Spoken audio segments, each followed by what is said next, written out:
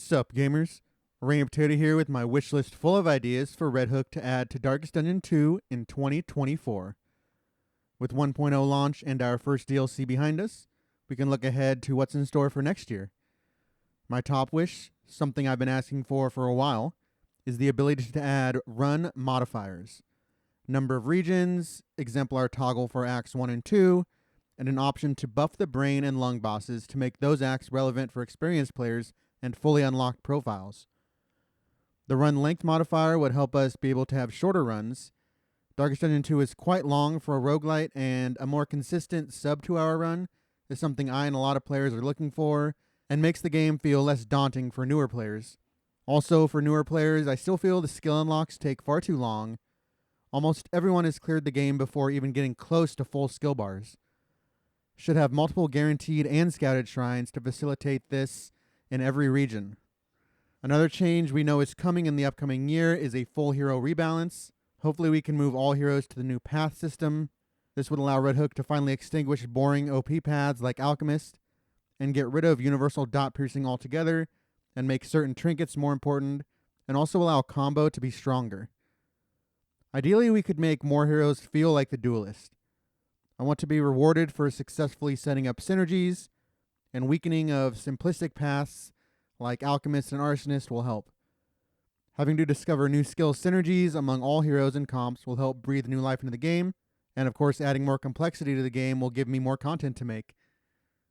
With now 13 heroes in Darkest Dungeon 2, we are still missing another dedicated rank 4 direct damage dealer. Houndmaster or Musketeer would be great returnees, but I'd be just excited for a new addition after seeing the high quality of the Duelist. Houndmaster would be ideal not just because of the demand, but because that would give us a rank 4 bleed hero, which is a huge barrier to running full bleed teams, which hurts the Leviathan Trophy and the Shroud in general.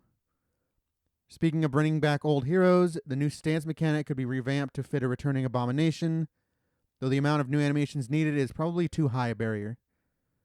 One wish I have held over from last year's video is a desire for scaling difficulty.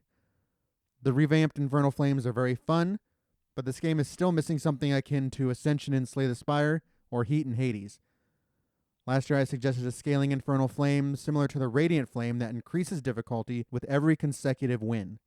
Other forms of variation to introduce scaling is something desperately needed.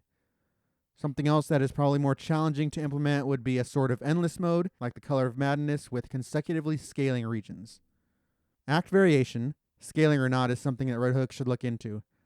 The Cultist Altar is a fun implementation of act differentiation, and it would be great to have this expanded by adding or tweaking skills based on the act. A unique act-based rare item or trinket that interacts with the act boss mechanics in some way would be an interesting addition as well.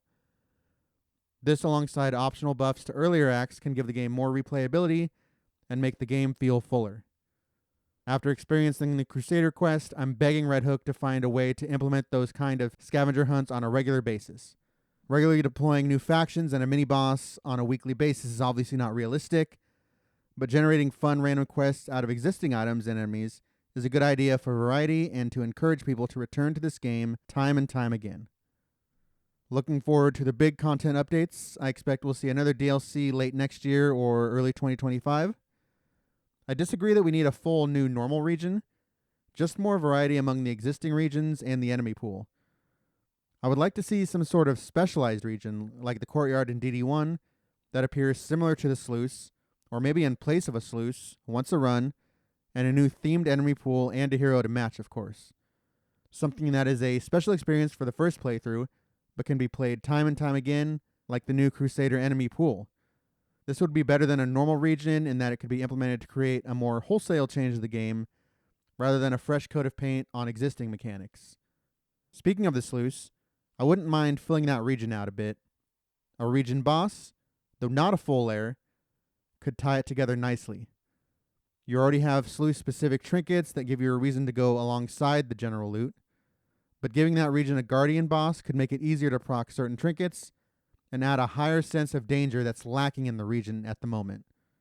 With the introduction of multi-use combat items, I think that's something Red Hook should explore further. They should be rare items that come as rewards from the more challenging combats. The Shambler especially could use some unique ones, as his rewards are pretty mediocre at the moment. The dev should also look into hero-specific combat items.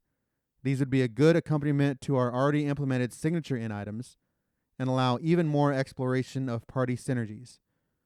You could even tie these into the earlier mentioned quests. Overall, I feel Darkest Dungeon has been continually trending in a positive direction since launch, and it's a game I can recommend to most gamers post 1.0, but a few of these additions could take it to the next level and give the game the replayability of the original. Thank you for watching my content this year. It's been great to teach and share with you all the sequel to one of my favorite games of all time, and I wish you all a gamerific new year.